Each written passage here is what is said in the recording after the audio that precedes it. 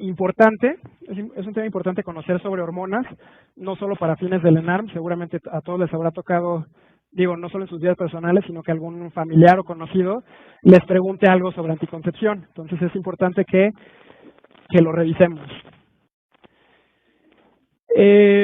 Vamos a saltar varias cosas. 98.7% de las mujeres en edad fértil, esto es en México, conocen al menos un método anticonceptivo. O sea, casi todas las mujeres en edad fértil saben que existen los métodos anticonceptivos. Sin embargo, no todas los usan. Si nos enfocamos en el grupo de edad, de mujeres en edad reproductiva de 15 a 49 años, que por motivos estadísticos lo consideramos así, solo el 50% son usuarias de algún método. Solo la mitad de las mujeres utilizan algún método anticonceptivo. El principal método en mujeres actualmente usuarias es la oclusión tubaria bilateral. Ahora, este dato hay que verlo con cuidado. No significa que es el método que más mujeres elijan, significa que es el método que en este momento más mujeres están utilizando. ¿Por qué? Porque es un método definitivo. Entonces, si te operaron hace 20 años, sigues operada ahorita. Por eso es el método más prevalente. No es el método que más escogen las mujeres, pero es el método más prevalente. O sea, hay más mujeres en este momento que tienen la OTB en comparación con mujeres que utilizan el anillo vaginal, por ejemplo. Estos en México, estos son datos en México. De ahí nos pasamos a los métodos no hormonales o de barrera en un 30.4%, y de ahí nos pasamos a métodos hormonales 13.5%, métodos tradicionales 4.8%, vasectomía 2.7%.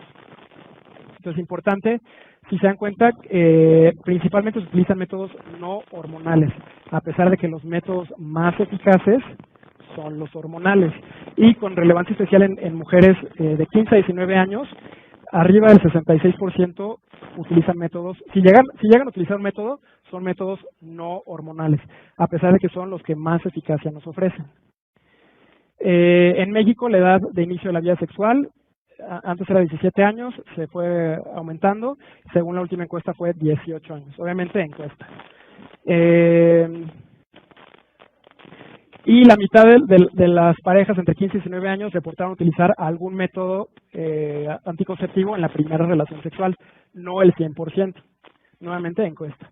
Entonces, métodos anticonceptivos son aquellos que se utilizan para limitar la capacidad reproductiva de un individuo o de una pareja en forma temporal o en forma permanente, con el fin de prevenir embarazos no planeados. ¿Qué método anticonceptivo le recomendamos a una mujer? Va a depender de muchísimas cosas. Depende de la eficacia, depende de la conveniencia. Obviamente, dependiendo del tipo de método, la eficacia varía mucho. No es lo mismo la eficacia de un método de barrera a la eficacia de un método hormonal. No, a lo mejor no le resulta conveniente a la mujer estarse tomando una pastilla diaria a dejarse un dispositivo por 10 años. Va a variar esa conveniencia en cada mujer. La duración de la acción, hay dispositivos o hay anticonceptivos que duran 3 años, hay otros que duran 5, hay otros que duran 10.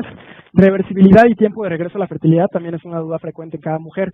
Si yo utilizo este anticonceptivo, cuando lo suspenda, ¿me voy a poder embarazar sin problemas? La respuesta en general es que sí, con algunas excepciones que vamos a revisar.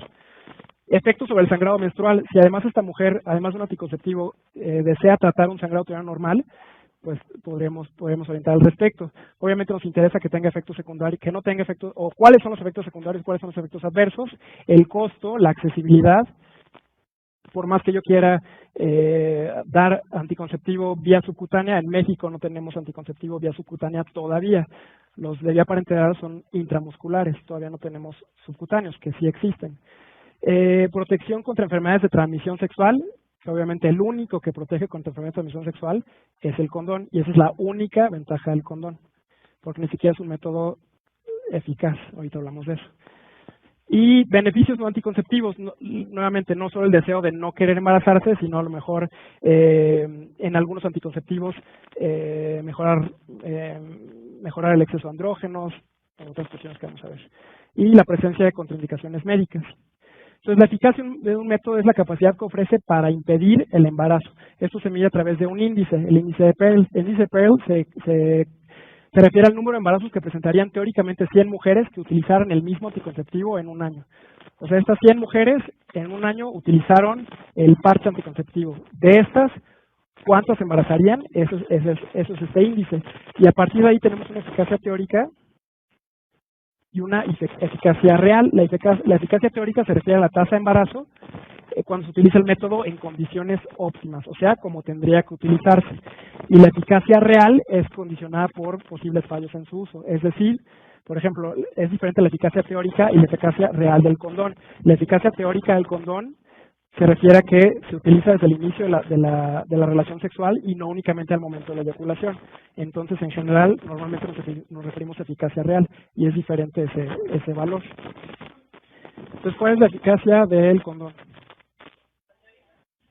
¿Teórica o real, la que quieran decirme? Puede bajar hasta el 70%, pero ¿teórica? ¿Cuánto? 98, 99. Confían muchísimo en el condón cuando no tendrían que confiar tanto en el condón. Entonces, obviamente, si nos vamos a un uso típico, si nos vamos al uso perfecto, sí puede ser cercano al 98. Pero cuando hablamos de anticonceptivos y cuando recomendamos un anticonceptivo, no nos vamos a ir por la eficacia teórica, nos tenemos que ir por la eficacia real, ¿sí? La eficacia real es de 15, es decir, 15 embarazos en 100 mujeres que utilizan el condón en un año. O sea, 15, de las 100 mujeres que utilizan condón, 15 se embarazan en un año. Me van a decir, 15 es muy poquito. Es muchísimo. Para alguien que no quiere embarazarse es una exageración. Entonces, eso es lo que tenemos que platicar con una mujer que quiere, o una pareja que le interesa una anticoncepción. Entonces, no se vayan con que 15 en realidad no es tanto, es muchísimo. Sobre todo si le puedo ofrecer, en lugar de 15, un .3, que es muy diferente. Obviamente no se compara a los métodos naturales. Los métodos naturales, el moco cervical, el método de la ovulación, método de los 2 días, no tienen relevancia como métodos que tendrán relevancia en poblaciones muy específicas de mujeres, pero no lo que nos compete en este momento, porque la tasa de falla es bastante alta, sobre todo cuando hablamos de uso típico. Entonces, de aquí nos pasamos a los hormonales, los anticonceptivos hormonales, en cualquiera de sus presentaciones, sea oral, inyectable, de depósito, vaginal, todas las que les gusten. La eficacia es cercana al 99%. ¿Sí? La tasa de fallo es menor del 1%. Si lo vemos en general, los métodos hormonales combinados. Dije orales, dije inyectables, dije dispositivo, implante, anillo, parche, muchísimas opciones. Mientras sea hormonal y mientras esté usándose bien, yo tengo que decirle a la mujer que mientras lo esté usando bien y mientras sea hormonal, tiene una eficacia del 99%. Ya sé que ahorita van a salir con mi prima se embarazó con el parche, mi prima se embarazó con el anillo. Seguramente dije 99% y dije 99% usándolo como tiene que usarse, que muchas veces ni siquiera eso le explican a la paciente cómo tiene que usarse. Vamos a revisar cada uno. De aquí nos pasamos de interés especial el DIU con levonorgestrel y la DIU-T de cobre. Si se dan cuenta, DIU con levonorgestrel y el implante, el implanón, tienen las tasas más altas o las tasas más bajas de embarazo, es decir, son los más eficaces. No porque sean más eficaces, sino porque no dependen del uso de la mujer. Te pusieron el implante, te pusieron el dispositivo, te olvidaste de él y no tienes que estar acordándote de la aplicación mensual o de la toma diaria. Entonces, como no interviene el factor error, en teoría nos ofrecen una mejor eficacia. Entonces, mucha atención en esto. Criterios de elegibilidad. Los criterios de elegibilidad de la OMS nos dan 4 categorías. Estas categorías nos hablan de manera muy general. Por ejemplo, una categoría 1 se trata de un anticonceptivo con una condición para la cual no hay restricción para el uso del método anticonceptivo. Por ejemplo, ¿qué se les ocurre? Bueno, ahorita vemos cada uno. Categoría 2 es una condición donde las ventajas del uso del método generalmente superan los riesgos teóricos o probados. Categoría 3 es una condición donde los riesgos teóricos o probados, generalmente superan las ventajas del uso del método. Y 4 es una condición que representa un riesgo de salud inadmisible si se utiliza el método anticonceptivo. Entonces, mucho más fácil, categoría 1 y 2 sí puedo utilizar el método. Categoría 3 y 4, en esta mujer este método no es el ideal. ¿Por qué? Porque tiene más riesgos que los beneficios que podría otorgar o incluso está totalmente contraindicado. Por ejemplo, el uso de hormonales combinados. Por ejemplo, ¿qué les gustaría de contraindicación absoluta por hormonal combinado? Cáncer de mama sería la más obvia. Ahorita revisamos más. Entonces vamos a hablar de cada uno de ellos, creo que de manera muy rápida. Dispositivo intrauterino tenemos dos opciones, la T de cobre y el dispositivo con levonorgestrel. La T de cobre, creo que no va a ser importante que hablemos de tamaños. El tamaño es muy similar. Su índice de eficacia con unos habituales del 0.8 y uso perfecto del 0.6. Si se dan cuenta, es muy cercano a ese menos del 1% que mencionábamos.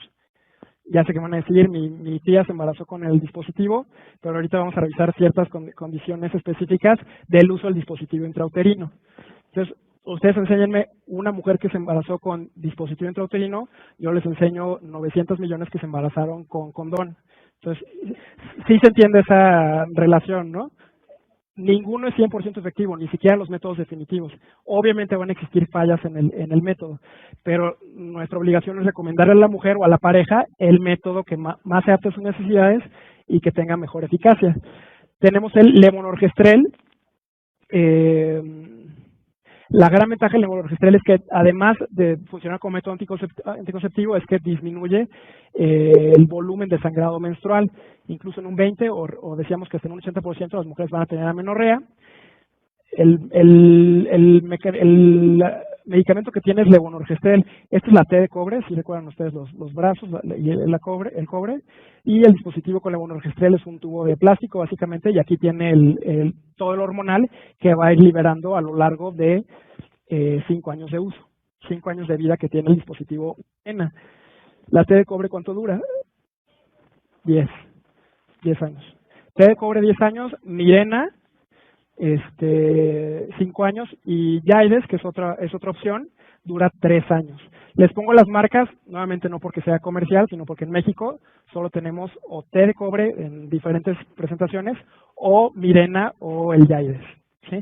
El Jaides, la única diferencia es que es un poquitito más pequeño, dura 3 años y libera menor dosis. Es igual de eficaz, la eficacia es totalmente comparable, pero esa es la diferencia. A lo mejor en mujeres que tienen un útero más pequeño, o a lo mejor en mujeres que piensan embarazarse en los próximos 3 años, preferiríamos el Jaides, pero en cuanto a eficacia son exactamente lo mismo. Mecanismo de acción, muy importante que conozcan los mecanismos de acción. Sobre todo la T de cobre impide la fertilización alterando la función y vitalidad de los gametos. Ocasiona una reacción inflamatoria local a cuerpo extraño. De manera muy más fácil, tiene un efecto espermicida y antiimplantación. Entonces, todo este choro produce inflamación, y esta inflamación mata los espermatozoides y altera el endometrio. Y por eso es que la T de cobre es eficaz, mata los espermatozoides y altera el endometrio. De manera adicional, si el dispositivo tiene levonorgestrel, atrofia el endometrio, lo hace delgado y hace que el entorno no sea favorable para los espermatozoides.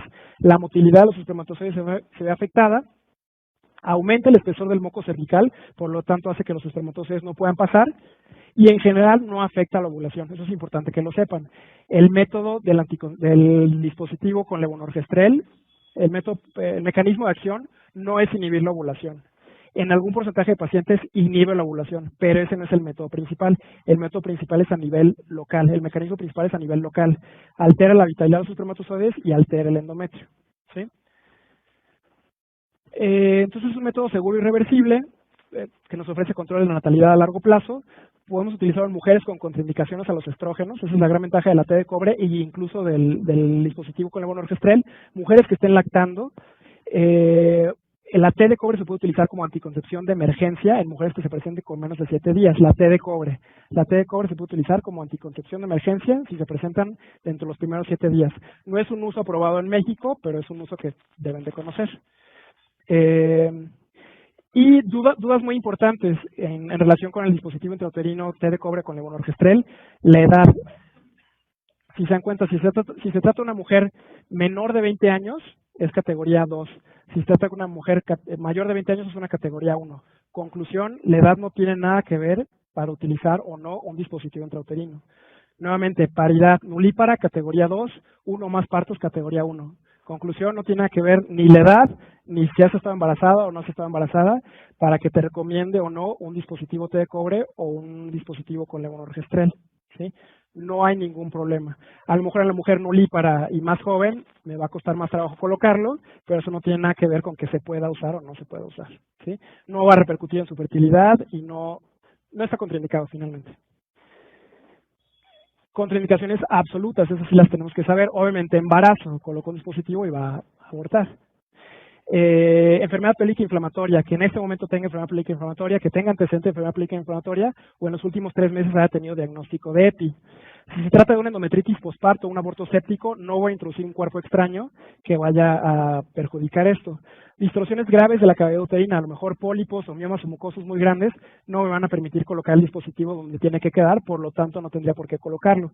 Sangrado vaginal de etiología desconocida. Es una mujer que tiene sangrados abundantes y ni siquiera le he estudiado por qué tiene sangrado abundante, obviamente no le voy a dar una T de cobre que le va a ocasionar más sangrados. Ante diagnóstico de malignidad, obviamente no. En el caso de cáncer de mama actual, está contraindicado el dispositivo con levonorgestrel. La T de cobre, obviamente, se puede utilizar en mujeres con cáncer de mama. El dispositivo con levonorgestrel no se puede utilizar en mujeres con cáncer de mama en este momento. Enfermedad trofoblástica, importante también que lo sepan. Mujeres que acuden a consulta por embarazo molar y idealmente les tendrías que recomendar un método anticonceptivo después de la evacuación del embarazo molar. Y no tendría que ser un dispositivo T de cobre, mientras los niveles de gonadotropina permanezcan elevados. Esto por el mayor riesgo de perforación y el mayor riesgo de expulsión. Entonces, la T de cobre no es método de planificación en mujeres después de un embarazo molar, no de manera inmediata, más adelante sin problema. O mujeres con alergia al cobre, obviamente, pues no se los va a poner. Contraindicaciones relativas, categoría 3. Categoría 3, quedamos que los riesgos superan los beneficios, por lo tanto, no serían el método ideal. No está totalmente contraindicado, pero no es el método ideal, habría que buscar alguna otra opción. Factores de riesgo para EPI, mujer con antecedente de gonorrea o con antecedente de clamidia, idealmente no es el método de elección. Mujeres con trombosis venosa profunda aguda o embolismo pulmonar agudo, obviamente cuando hablamos del DIU con levonorgestrel, el DIU que tiene hormona. Síndrome de anticuerpos antifosfolípidos, antecedente de cáncer de mama, la diferencia, bueno, sí estaba contraindicado, pero la diferencia es, en este momento tienes diagnóstico o hace 10 años tuviste diagnóstico de cáncer de mama. Adenoma hepatocelular, deterioro de la respuesta a infección, es decir, mujeres con VIH avanzado, tratamiento con corticosteroides, o de 48 horas a 4 semanas postparto. ¿El dispositivo se puede colocar después del parto? Sí, mientras sea dentro de las primeras 48 horas. Si se nos fueron esas primeras 48 horas, ya no se lo voy a colocar. Idealmente me voy a esperar 4 semanas para colocárselo. No significa que no le vaya a funcionar, pero es mucho mayor la probabilidad de que lo expulse. ¿Sí? Entonces, si lo voy a colocar, es en las primeras 48 horas. Si no lo puedo colocar en las primeras 48 horas, me esperaré 4 semanas. ¿Cuándo lo podemos colocar? En cualquier momento.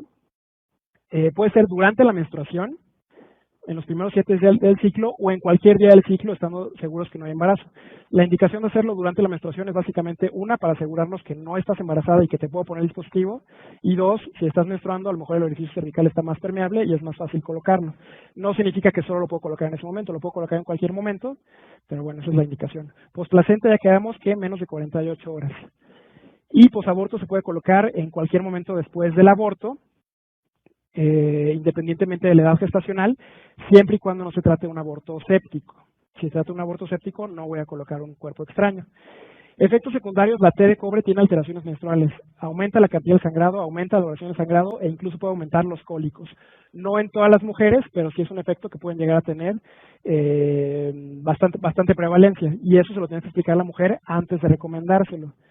Es esperado que a lo mejor durante los 3 primeros a 6 meses de uso tengas sangrados un poco más abundantes o sangrados un poco más prolongados. No significa que siempre vas a estar así, significa que es el método en sus etapas iniciales de uso.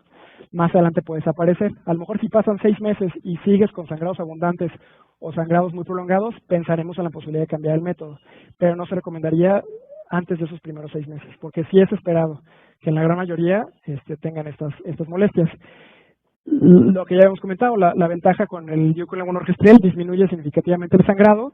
En porcentajes bajos pueden tener cefalea, pueden presentar dolor abdominal, pueden presentar acné leve y transitorio, o incluso se ha visto mayor depresión. Todos estos efectos son rarísimos, son leves y son transitorios. Pero nuevamente hay que hacérselo saber a la mujer que va a estar usando este método por 3 o 5 años. Complicaciones, infección. El riesgo es más alto en los primeros 20 días después de la colocación.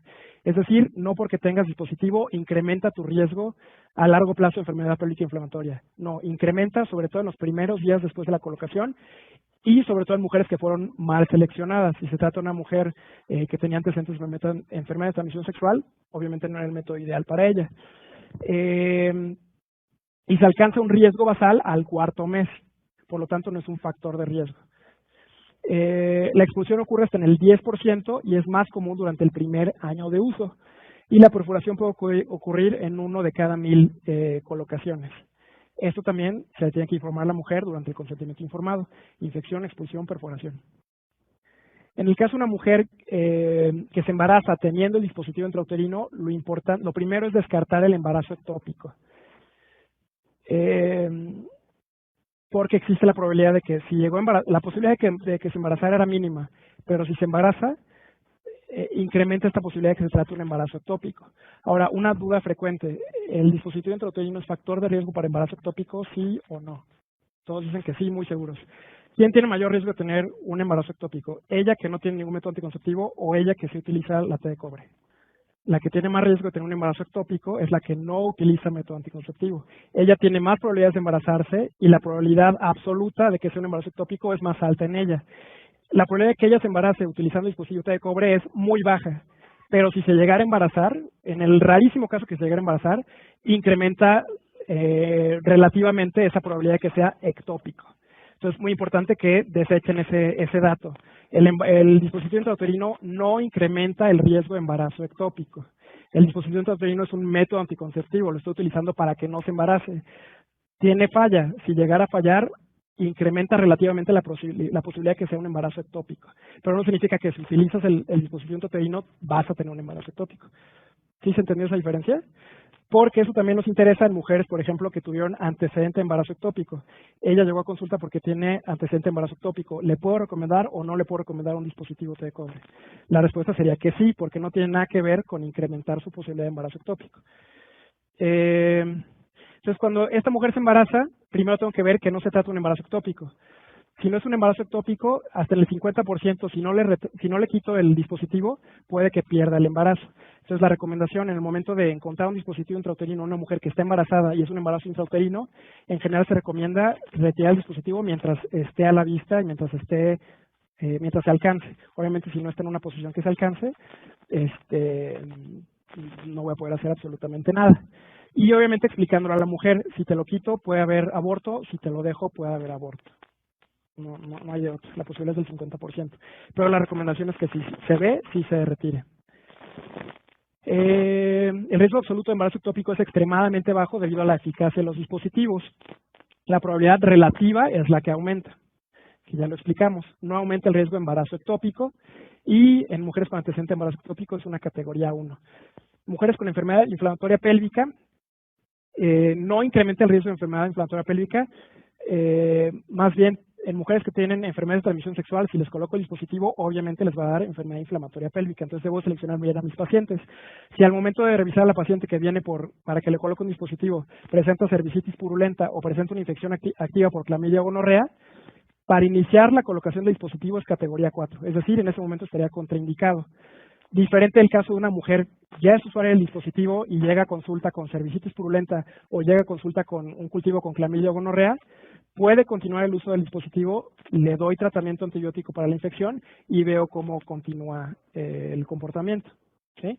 ¿Sí se entiende la diferencia entre iniciar y continuar el uso? Otras enfermedades de transmisión sexual, VIH y hepatitis, sin problemas se pueden utilizar, a menos de que sean VIH con un inmunocompromiso muy importante, no sería el método ideal. Ahora, infecciones por tricomonas vaginales o vaginosis bacteriana, sin problemas se pueden utilizar, tanto iniciar como continuar. Y si tiene un riesgo aumentado de enfermedades de transmisión sexual, iniciar sería una categoría 2, 3 y continuar categoría 2. Riesgo aumentado de enfermedad de transmisión sexual es el antecedente de la enfermedad de transmisión sexual, múltiples parejas sexuales o pareja con múltiples parejas sexuales. ¿Dudas con...? Ajá. No pasa nada. Obviamente con el té de cobre sin problema, y yo con levonorgestrel tampoco pasa nada. El problema es cuando es antecedente personal. Lo mismo para, aprovechando que ya dijiste eso, anticoncepción hormonal combinada. Siempre llegan a consulta mujeres que dicen, me quitaron el anticonceptivo, me funcionaba perfecto, pero me lo quitaron porque mi mamá tuvo cáncer de mama. Eso es falso. La contraindicación es con el antecedente personal de cáncer de mama. ¿Sí? No porque la mamá haya tenido cáncer de mama, forzosamente la hija va a tener cáncer de mama. Ustedes saben que el cáncer de mama con mayor frecuencia no es hereditario, o se presenta de manera espontánea. Vamos a revisar eso cuando veamos cáncer de mama, ¿sí? En el momento que lo localices, obviamente generalmente ocurre en el primer trimestre. La posibilidad de aborto es diferente en cada trimestre retirarlo, pero en el momento que lo localices, en ese momento deberías de retirarlo. Lo tendrías que platicar con la paciente. Obviamente, efecto secundario, efecto esperado, nuevamente repito, no significa, pues un efecto esperado te aguantas y si no te lo quito. Obviamente no. Hay medidas para contrarrestar todo esto. Si la mujer está teniendo sangrados abundantes, sangrados prolongados, ¿qué otras opciones de manejo conozco? Antiinflamatorios no esteroideos. Le puedo decir, si quieres, continúa con tu dispositivo intrauterino, vemos cómo nos va otros 3 meses utilizando ibuprofeno con horario, vemos si eso mejora en algo tu cantidad de sangrado, tu duración del sangrado. Si vemos que no y continúas con sangrados muy abundantes, pensar en retirar el dispositivo y pedir otro anticonceptivo. Puedes combinar opciones que ya conoces para el manejo de sangrado uterino normal. Hay un dispositivo té de cobre que no tiene hormona y hay un dispositivo, el Mirena, con levonorgestrel, que tiene un progestágeno. No es hormonal combinado, solo tiene el progestágeno. Pero ese progestágeno va a hacer que se atrofie el endometrio y que altere el moco cervical. Ese es el mecanismo. ¿Otra pregunta? ¿Sí? Ajá. El Mirena tiene una eficacia comprobada por 5 años. Pasaron esos 5 años y te gustó muchísimo el método y quieres continuar con ese método, se retira y en ese momento se coloca el siguiente. Pero ese dispositivo solo 5 años, solo 5 años, solo 5 años. O sea, cada 5 años te lo vas cambiando si quieres.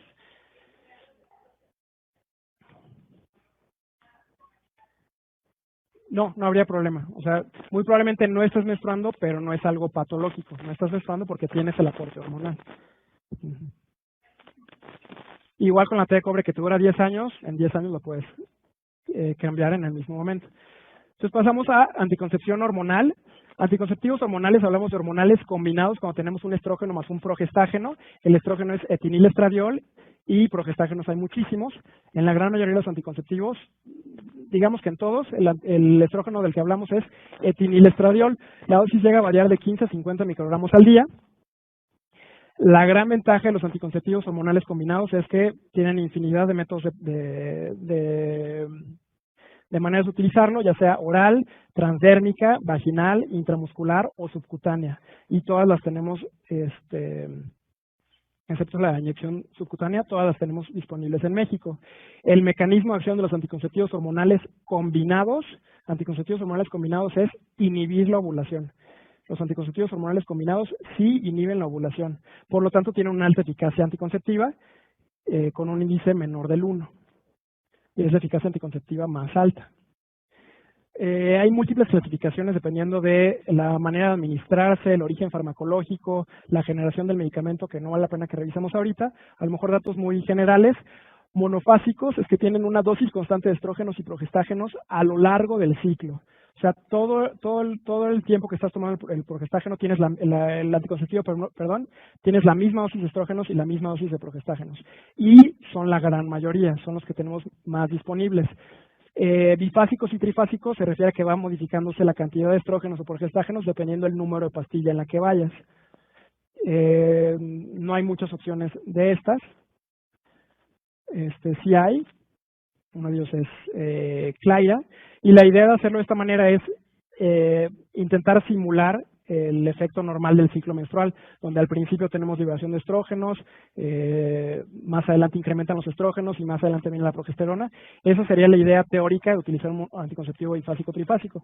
Sin embargo, no se ha visto que eso tenga alguna ventaja real. Este régimen extendido no lo tenemos disponible.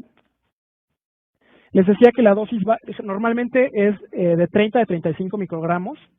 La gran mayoría de los anticonceptivos combinados tienen 30 o 35 microgramos de etinilestradiol. Se han intentado otras presentaciones con menor dosis, 20 o 15 microgramos. A pesar de que tengan menor dosis, tienen la misma eficacia anticonceptiva, entonces sí se podrán recomendar. No se han demostrado que sean más seguros, o sea, no porque tengas menos dosis de estrógeno significa que vas a tener menos dosis de trombosis o menos riesgo de trombosis o menos riesgo de cualquier otro problema. Pero sí se ha visto que tienen mayor frecuencia de trastornos en el patrón de sangrado menstrual y tienen mayor tasa de abandono si son anticonceptivos con menor dosis. Entonces, mujeres que están utilizando anticonceptivos con dosis baja de estrógenos y que como molestia tienen manchados intramenstruales, sangrados irregulares, la opción sería cambiarle a un anticonceptivo con mayor dosis. Y esto explicarle, no porque se suba la dosis va a incrementar los efectos adversos, ni tampoco va a aumentar tus riesgos, eso se lo tienes que explicar a la mujer. Progestágenos les decía muchísimos. Acetato de ciproterona, levonorgestrel, gestogeno, esogestrel, etonogestrel, nogesimato, drospirenona y acetato de clormadinona. Son muchísimas las presentaciones de progestágenos, cada uno tiene cierta actividad, algunos tienen mayor actividad antiandrogénica, otros tienen mayor actividad mineralocorticoide. No vale la pena ahorita decir cada uno de ellos. Por ejemplo, la drospirenona, que tiene el famoso Yasmin, tiene actividad antimineralocorticoide. Por lo tanto, la mujer que se queja durante el anticonceptivo me hincho demasiado, a lo mejor un anticonceptivo con drospirenona disminuiría esa sintomatología. A lo mejor, no es regla. Pero bueno, son muchas opciones de progestágeno. La eficacia es exactamente la misma y solo tiene que ver con la generación del progestágeno y la actividad que tenga tanto antiandrogénica como mineralocorticoide.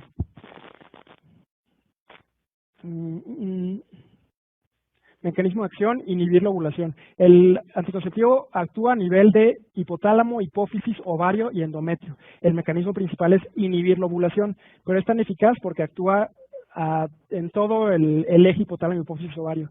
Inhibe la ovulación porque inhibe el pico del LH, pero también inhibe la producción de FSH a nivel hipofisiario, inhibe la selección de un folículo dominante, por lo tanto no se forman esteroides ováricos, espesan el moco cervical y esto va a dificultar el transporte de los espermatozoides, se altera la motilidad de las trompas y modifica la estructura endometrial e impiden la implantación. Entonces son muchísimos mecanismos desde hipotálamo, hipófisis, ovario, endometrio que hacen que el anticonceptivo hormonal combinado sea tan eficaz. Entonces, antes de recomendar un anticonceptivo, descartar las contraindicaciones, valorar factores de riesgo o patologías que puedan afectarse por la anticoncepción hormonal, hacer una historia clínica, ver qué condiciones médicas preexistentes tiene esta mujer, qué medicamentos ya está utilizando, cuáles son sus antecedentes familiares, conocer el perfil de usuaria. Por perfil de usuaria me refiero, esta mujer quiere anticoncepción a corto plazo, a largo plazo, reversible inmediatamente, de uso diario, de uso trimestral, mensual, bimestral, y una exploración física. Ahora es importante saber qué sí tenemos que hacer antes de recomendar un anticonceptivo. Digo, además de la historia clínica, qué parte es esencial dentro de nuestra exploración o dentro de nuestra consulta antes de recomendar o no un anticonceptivo hormonal combinado. ¿Qué se les ocurre? Ok, eso dentro de tu historia clínica, que tenga datos de insuficiencia venosa, o sea, que tenga varices. ¿Varices sería contraindicación para anticoncepción hormonal? ¿Sí o no? Antecedentes de tromboembolismo, sí. La presencia de varices no es contraindicación para un uso de hormonal combinado. Me refiero aquí recomendaciones que haces durante la consulta. Hay ciertas publicaciones que te dicen que revisión de mamas, un Papa Nicolau, cultivos, medición de presión arterial, no sé qué más se les ocurre antes de recomendar un anticonceptivo. De todas esas que comenté, ¿cuál es la que sí tienes que hacer? Ahora, que sí tengas que hacer no porque si no lo haces no se lo puedes indicar, sino más bien es lo que te interesa. Bueno, ahorita lo platicamos, pero ¿cuál de esas dicen? Ahora, nuevamente, no significa que no le vas a revisar las mamas, no significa que no le vas a tomar un Papa Nicolau, no significa que no le vas a pedir la prueba de embarazo, pero me refiero a parte de tu consulta que dependiendo de lo que encuentres te va a hacer recomendarle o no el anticonceptivo. La única contraindicación sería presión arterial, ¿sí? Me refiero, obviamente en la consulta sí le vas a revisar las mamas, sí, si no tiene Papá Nicolau y le toca tener un Papá Nicolau, se lo vas a tomar. Pero el comentario que les quiero hacer es, no porque no tenga un Papá Nicolau reciente le voy a decir no te puedo dar hormonal combinado. O no porque no le hayas revisado las mamas le voy a decir no te voy a dar un hormonal combinado. Obviamente me interesa saber que no tiene alguna patología mamaria. Pero lo que sí debo estar segurísimo es que no sea una mujer con hipertensión arterial. Hipertensión arterial descontrolada es una contraindicación para anticoncepción hormonal combinada. ¿Sí quedó claro? O sea, no significa que no la voy a revisar, pero la presión alta es lo que me interesaría para en ese momento decirle no es una opción en este momento.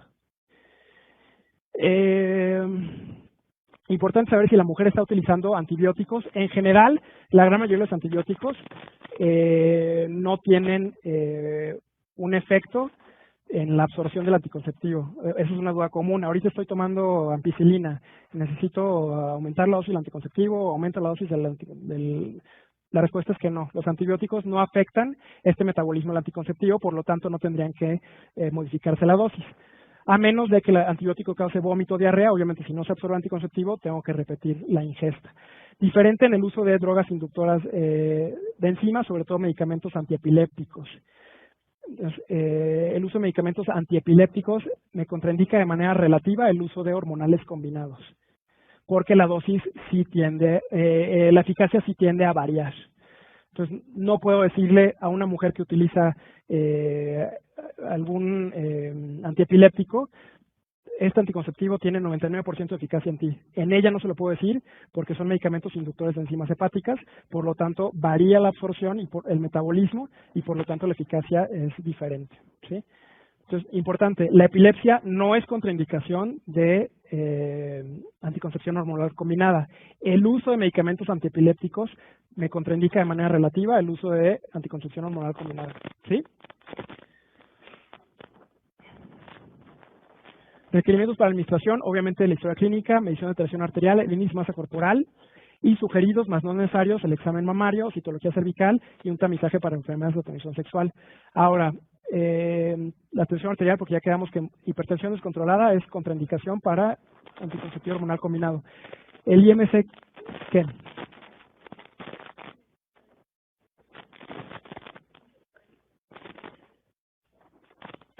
En general, si la obesidad es el único factor, o sea, esta mujer es sana, pero obesa, o sea, no del todo sana, si es el único factor, no le tengo que contraindicar el uso de anticonceptivos hormonales. Pero si tiene obesidad, tiene diabetes descontrolada, o tiene hipertensión, o tiene algún otro factor de riesgo cardiovascular, no va a ser la mujer ideal para iniciar anticoncepción combinada. Por ahí mencionaban algo de la absorción. En general, medicamentos orales, si pesa 50 kilos o si pesa 100 kilos, la eficacia es la misma. Medicamentos. Sí, pero la eficacia sería exactamente la misma. O sea, por tener obesidad tendría hiperestrogenismo, pero la eficacia no se ve alterada. Entonces, si se dan cuenta, enfermedad benigna de la mama es una categoría 1. Mujer que tiene condición fibroquística de mama o mujer que tiene fibroadenoma puede usar sin problema anticoncepción hormonal combinada. ¿Sí? Son patologías benignas. Se le puede poner el método hormonal que quiera sin problema. Historia familiar de cáncer, ya quedamos. Historia familiar, la mamá, la tía, la abuela tuvieron cáncer donde sea, no me contraindica que ella pueda utilizar un anticonceptivo combinado. Miomas obviamente no, enfermedad pélvica inflamatoria no tendría nada que ver, cáncer de endometrio, cáncer de ovarios, a pesar de que son tumores hormonodependientes, no contraindican el uso de ese anticonceptivo. Enfermedad de transmisión sexual, historia de diabetes gestacional, trastornos tiroideos, el uso de antibióticos de amplio espectro, tumores ováricos benignos, es otra cosa. Que tengas algún quiste ovárico, incluso el mismo anticonceptivo te va a ayudar a que ese quiste probablemente desaparezca. Me va a pasar más bien a la parte que más nos interesa, las contraindicaciones. Esto lo podemos sacar por lógica en general. Déjenme ver si rescatamos algo. Historia de embarazo ectópico no tendría nada que ver, posparto no tendría nada que ver, posaborto, el diagnóstico de epilepsia, cefalea no migrañosa. Obviamente, si es una mujer con cefalea, la tengo que estudiar para ver si se trata de migraña o no. Si no es migraña, si tiene una evaluación por un neurólogo que me dice que no es migraña, sin problema le puedo iniciar el anticonceptivo combinado. Es diferente si tiene diagnóstico de migraña. Historia de preeclampsia no tiene nada que ver, tromboflebitis superficial, hiperlipidemias no tiene nada que ver como factor aislado. Nuevamente, si es una mujer obesa con dislipidemia y además fuma, no le voy a iniciar anticonceptivo combinado. El lupus, muy importante. Lupus no es contraindicación para anticoncepción hormonal combinada, a menos de que sea lupus con síndrome de anticuerpos antifosfolípidos. Anticuerpos antifosfolípidos sí es una contraindicación para hormonal combinado. Ahora, lupus, pero sin estudio de anticuerpos antifosfolípidos, no le voy a iniciar anticonceptivo hasta que le descarte eso. Migraña sin aura, sí puedo utilizar el anticonceptivo hormonal combinado, sobre todo en mujeres menores de 35 años. Entonces, esto va a influir mucho cómo se van agregando factores de riesgo. Mujeres mayores de 35 años que fuman, obesas, dislipidemia, todo eso se va aumentando para que no le pueda recomendar ese método. Vámonos a la parte que más bien nos interesa. Categoría 3, o sea, no lo recomendamos como método, en mujeres que están lactando, más de 6 semanas o menos de 6 meses posparto. Después de esos 6 meses posparto, aún lactando, podrías considerarlo como opción, si la mujer lo desea. La principal preocupación es que en teoría, y es teoría, no es comprobado, te podría disminuir la producción de leche, pero la principal contraindicación para no iniciarlo en un posparto inmediato, ¿cuál es? La pregunta fue, ¿cuál sería la contraindicación principal para iniciar un anticonceptivo? ¿O cuál es la importancia de no indicar un anticonceptivo combinado en las primeras semanas posparto? Obviamente, si se lo indico, a lo mejor inhibo la producción de leche, pero ¿qué otra parte me interesa mucho? La hipercoagulabilidad, exactamente. Entonces, es mayor el riesgo de trombosis durante el puerperio inmediato, por lo tanto, no le voy a indicar un anticonceptivo combinado, ¿sí? Por eso te digo, es un efecto teórico, no comprobado, pero de todas maneras la dosis de progestágeno no es suficiente para estimular la producción no sería suficiente para estimular la producción de leche. Entonces, no lo recomendaríamos en mujeres que fuman en más de 35 años, ¿sí? Mujeres que tienen más de 35 años y fuman, no les puedo recomendar el anticonceptivo hormonal combinado, nuevamente por el riesgo de trombosis. A lo mejor sí es más de 35 años, pero aquí es más de 15 cigarros por día. Pero es menos de 15 cigarrillos por día y es una mujer con peso normal, sin factores de riesgo asociados. 1, le voy a decir deja de fumar, y 2, sí puedes utilizar el anticonceptivo.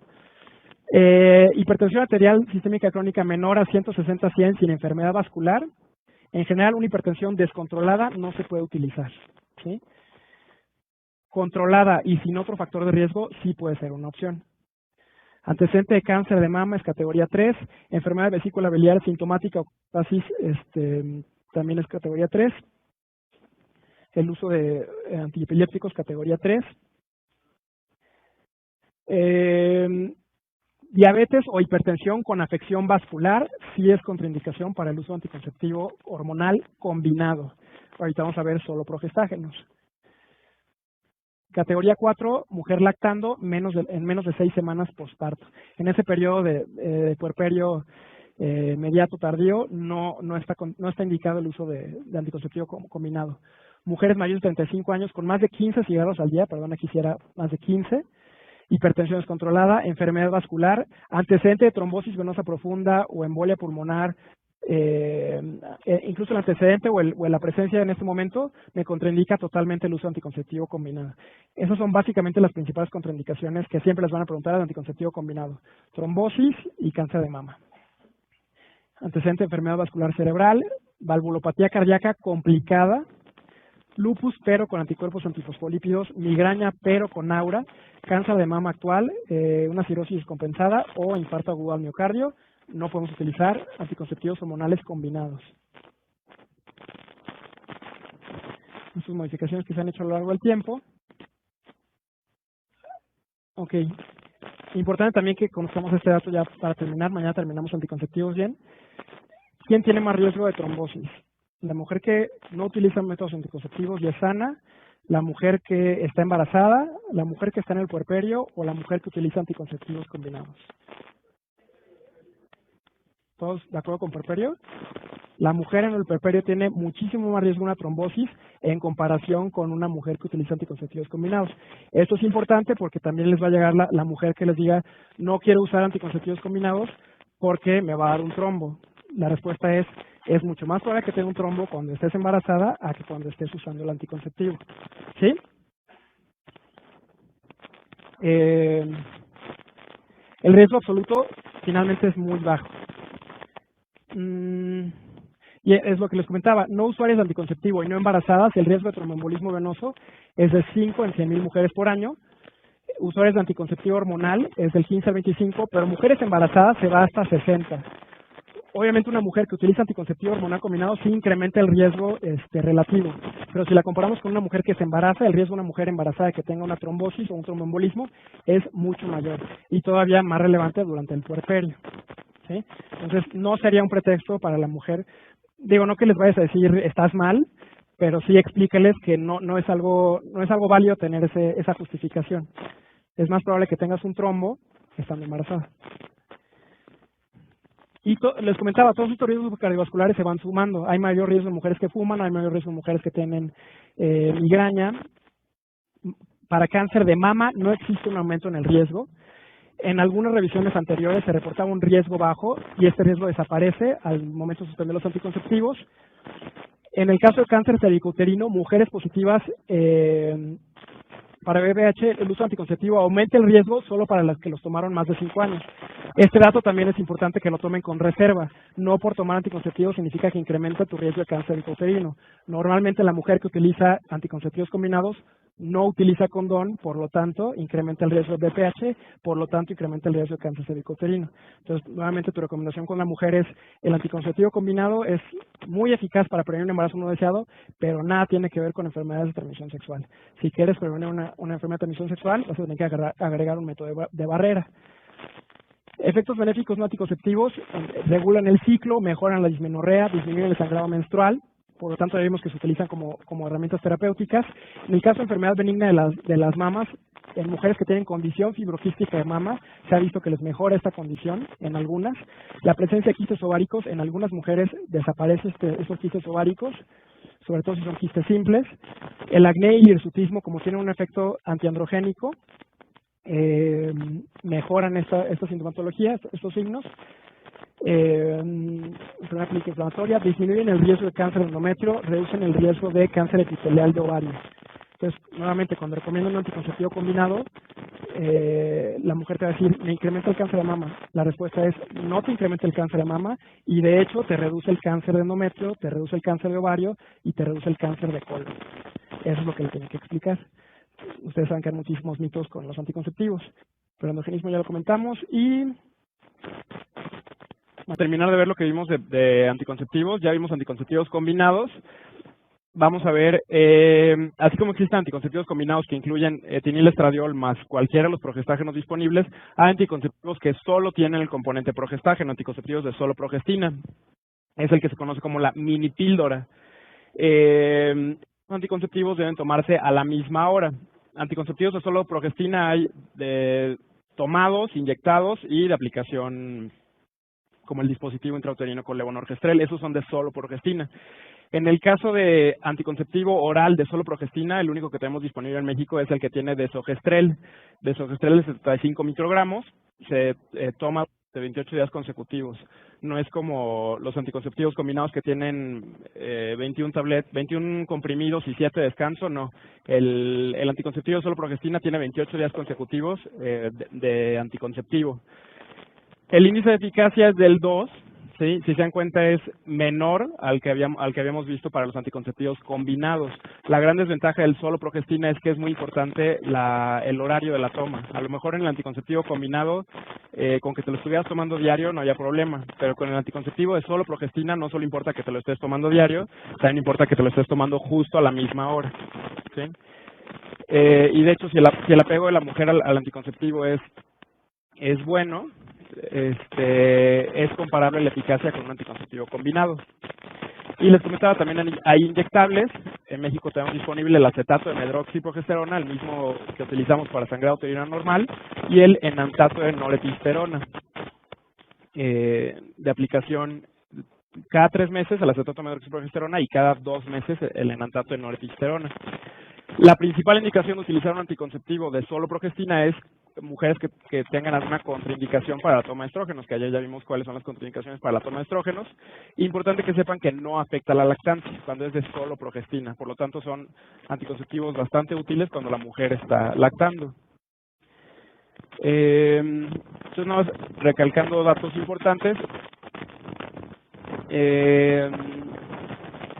Se puede usar obviamente en mujeres de cualquier edad, mujeres multíparas o nulíparas, mujeres que estén lactando con más de 6 semanas posparto, mujeres con obesidad, mujeres con tabaquismo, mujeres con hipertensión controlada. Datos importantes, la podemos usar con mujeres con trombosis o historia familiar de trombosis, con valvulopatía cardíaca, mujeres con epilepsia, con trastornos depresivos y con endometriosis. Si recuerdan, los estrógenos no los usamos en mujeres con trombosis, los de solo progestágenos sí los podemos utilizar en mujeres con antecedente de trombosis. Sin problemas se utilizan todas estas indicaciones: enfermedad inflamatoria, enfermedades de transmisión sexual, VIH, embarazo ectópico, múltiples factores de riesgo para enfermedad cardiovascular arterial. Ya hemos visto que una mujer obesa que fuma y que tiene dislipidemia no le íbamos a dar anticonceptivo combinado, pero ella sí sería candidata a un anticonceptivo de solo progestina, ya sea vía oral o parenteral. Y bueno, esto sigue siendo lo mismo. Diabetes con o sin enfermedad vascular. Si recuerdan, cuando hay enfermedad vascular no podíamos dar combinados, sí podemos dar de solo progestina. Y más bien estarían indicados cuando tenemos menos de 6 semanas posparto, y esto sobre todo para el acetato de medroxiprogesterona y el enantato de norepinefrina. Cuando en este momento tiene un episodio de trombosis venosa profunda o embolia pulmonar, obviamente estaría contraindicado. Cuando tiene anticuerpos o antifosfolípidos y cuando tiene migraña con aura. También en el caso de cirrosis grave descompensada, en el caso de adenoma hepatocelular, hepatoma. Y la contraindicación absoluta sigue siendo el cáncer de mama. Incluso para los anticonceptivos de solo progestina se contraindica el uso, se contraindica su uso con el antecedente personal de cáncer de mama.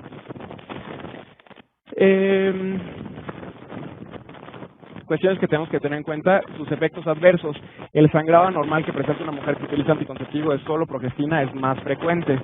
Más del 50% presentan hemorragia prolongada y más del 70% presentan manchado en más de un ciclo. Sobre todo con el uso de orales, 20% puede llegar a tener amenorrea, 40% puede llegar a presentar su sangrado regular y 40% tienen un sangrado errático, es decir, su menstruación sí viene como le esperaban, pero además tienen estos manchados irregulares. Eso es muy común con el anticonceptivo de solo progestina, lo que comentábamos del efecto estabilizador que les da el estrógeno. Entonces, si no tienen el estrógeno, por eso van a tener, es más probable que tengan manchados. Y por lo tanto el apego no es tan alto cuando hablamos de anticonceptivos de solo progestina, sobre todo oral o inyectable. Cuando hablamos del diocolemonorgestrel, el apego es muy alto porque es muy buen método. Tienen efectos adversos, son transitorios: náuseas, mastalgia transitoria, aumento de peso. Ha sido algo que se le ha querido estudiar, no se puede demostrar. Se ha visto más en el acetato de medroxiprogesterona, no se ha podido confirmar en los otros. Cefalea, mareo y el spotting, manchados irregulares. Entonces, esos son básicamente los de solo progestina. Tenemos también otras opciones de anticonceptivos combinados. El anillo vaginal es combinado. Este tiene etinilestradiol también, como la gran mayoría, y además tiene etonogestrel. Este es un anticonceptivo combinado, por lo tanto sabemos que el mecanismo es inhibir la ovulación. Aun cuando sea de aplicación local, o sea, el efecto sea local, sigue inhibiendo la ovulación. Se absorbe rápidamente por mucosa vaginal y las concentraciones séricas máximas se alcanzan hasta 3 a 7 días después. Es por eso que en el momento de colocar el anillo no estás protegida desde ese momento. Idealmente deberías de estar 7 días con condón y ya después se absorbió la cantidad suficiente de medicamento para inhibir la ovulación. La exposición de estrógenos es menor que con los anticonceptivos orales, nuevamente porque el efecto es local. Tiene muy buen apego, cerca del 90% de las usuarias continúan usándolo. El problema es que por alguna razón no muchas les convence utilizar un anillo vaginal, pero una vez que lo utilizan es una excelente opción. El mecanismo nuevamente es inhibición de la ovulación. Su índice de eficacia es menor al 1, o sea, es bastante eficaz, como el resto de los anticonceptivos combinados. y pueden llegar a presentar cefalea, sensibilidad mamaria, náuseas. Sin embargo, estos efectos adversos son similares a los que presentarías utilizando un anticonceptivo oral. De hecho, es más probable que los tengas con el anticonceptivo oral. Y hasta el 73% de las mujeres que utilizan el anillo vaginal van a tener sangrados regulares, mejor que el 57.9% de las que utilizan anticonceptivos orales. O sea, es más frecuente que tengas manchados con el anticonceptivo oral que con el anillo vaginal. Y también pueden tener leucorrea, vaginitis y molestias vaginales. Por vaginitis me refiero a inflamación y secreción, no a una infección como tal. Y el implante subdérmico, este es otro que solo es de progestina. Este incluye 68 miligramos de etonogestrel y desde su aplicación empieza su absorción y desde su aplicación empieza su eficacia. El implante subdérmico tiene una duración de 3 años. 3 años. A lo largo de esos 3 años va disminuyendo la concentración de hormonal. Y una semana después de retirarlo, los niveles ya no son detectables. También es importante, que creo que no lo platicamos ayer, el regreso a la fertilidad en anticonceptivos orales. En el momento de suspender el anticonceptivo, para el ciclo siguiente ya no estás protegida contra un embarazo no planeado y en teoría existe la posibilidad que quedes embarazado en el momento que suspendiste el anticonceptivo oral. La gran mayoría de las mujeres, 90% de las mujeres llegan a su ovulación espontánea 3 meses después de haber suspendido el anticonceptivo. O sea, conclusión, desde que suspendes el anticonceptivo, al mes siguiente ya puedes ovular. Si no ovulaste ese mes, lo más probable es que pasen 3 meses y ya recuperaste tu ovulación normal. ¿Sí? Entonces el regreso a la fertilidad es inmediato. Lo mismo pasa con el implante subdérmico, lo mismo pasa con el dispositivo, la T de cobre, lo mismo pasa con el dispositivo con levonorgestrel. No son anticonceptivos de depósito. A diferencia, el único depósito del que hemos hablado es el acetato de medroxiprogesterona. Ese sí hay un retardo para el regreso a la fertilidad, que en ocasiones puede ser incluso hasta mayor a 9 meses. No es una mala opción si la mujer te dice no tengo planeado embarazarme en mucho tiempo. Si te dice quiero utilizar un anticonceptivo este año, pero el próximo año me quiero embarazar, a lo mejor un acetato de medroxiprogesterona no sería la opción, precisamente porque el regreso a la fertilidad sí le va a llevar un poco más de tiempo. Pero en general, el resto de los anticonceptivos, el regreso a la fertilidad es al suspender el anticonceptivo. Este idealmente lo colocamos entre el día 1 al 5 del ciclo menstrual normal. Se coloca entre el día 1 al 5, idealmente, no es obligatorio. Idealmente, otra vez por 2 razones. 1, para saber que no estás embarazada. Y 2, para que sea eficaz desde la colocación. Si yo lo coloco a la mitad del ciclo, lo coloco más adelante, probablemente ya ovulaste. Entonces no tuvo su efecto para el que fue creado. Entonces, para saber que sí va a ser eficaz de su aplicación, se coloca en los primeros días del ciclo menstrual. Si no es días del ciclo menstrual y estás segurísima que no estás embarazada, se puede colocar en cualquier otro momento, nada más tendrás que usar condón una semana. La eficacia anticonceptiva es muy alta, si recuerdan la tablita que vimos al principio, era de los que mayor eficacia nos ofrecía, junto con el dispositivo Mirena. Sin embargo, tiene también efectos adversos, cefalea, aumento de peso, acné, mastalgia, inestabilidad emocional y dolor abdominal. Les comentaba que el acetato de medroxiprogesterona era de los que se les había encontrado asociación con aumento de peso, también el implante subdérmico. No se conoce la causa, pero sí se observa este aumento de peso. Este aumento de peso no se observa en el resto de los anticonceptivos combinados, a pesar de que sea una queja común o un síntoma común que la mujer diga que está usando anticonceptivos combinados y por eso está subiendo peso, eso no se ha demostrado como tal. En el implante subdérmico sí se ha encontrado esa asociación. Sin embargo, esa asociación del incremento de peso tiende a ser más o menos de máximo 3 hasta 5 kilos máximo en los 3 años que dura el implante subdérmico. Es difícil echarle la culpa solo al implante subdérmico. ¿Quién no sube o baja de peso en 3 años? Bueno, no sé. Las funciones del implante subdérmico hasta en un 29% están en amenorrea. Sin embargo, hay que conocer otros patrones de sangrado que llegan a presentar. Lo más frecuente es que tengan un sangrado frecuente, escaso pero frecuente, manchado. También pueden tener sangrado infrecuente, sangrados prolongados. Y todo esto es la principal causa de abandono. Esto ocurre de manera relativamente frecuente con el implante subdérmico, el tener manchados escasos, pero hasta cierta manera frecuentes. Más de 4 episodios de sangrado goteo en el mes. Les repito, no ocurre en todas las mujeres, pero es algo que deben de conocer y es algo que le deben de explicar a la mujer que quiere un implante subdérmico. De repente el implante subdérmico, no sé por qué todo el mundo lo quería, el chip del brazo, así le dicen. Pero en realidad o sea, es un excelente método en cuanto a eficacia, pero en realidad sí tiene varias, es más común que tengas sangrados irregulares con el implante a comparación del Mirena. Y, sí, dime.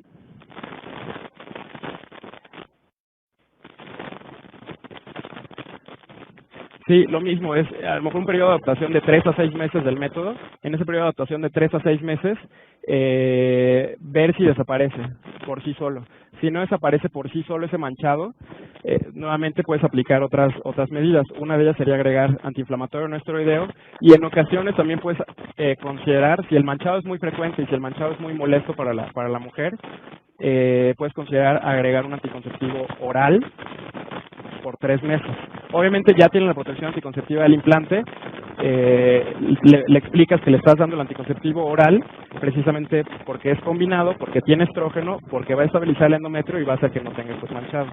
No los vas a usar combinado por siempre, solo por 3 meses para ver si con eso desaparece ese manchado y puede continuar solo con el implante.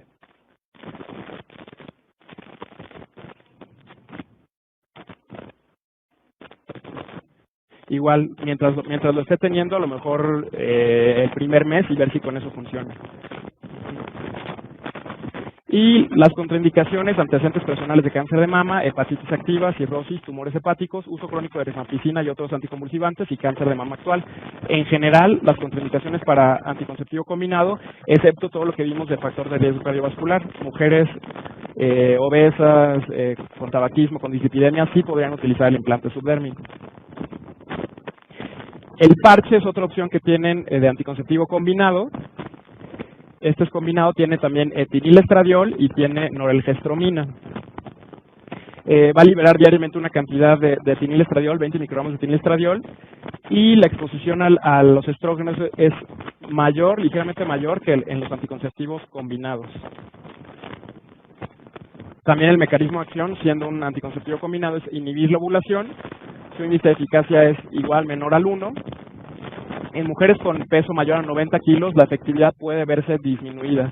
Por lo tanto, a lo mejor no sería la primera opción en mujeres con peso mayor a 90 kilos.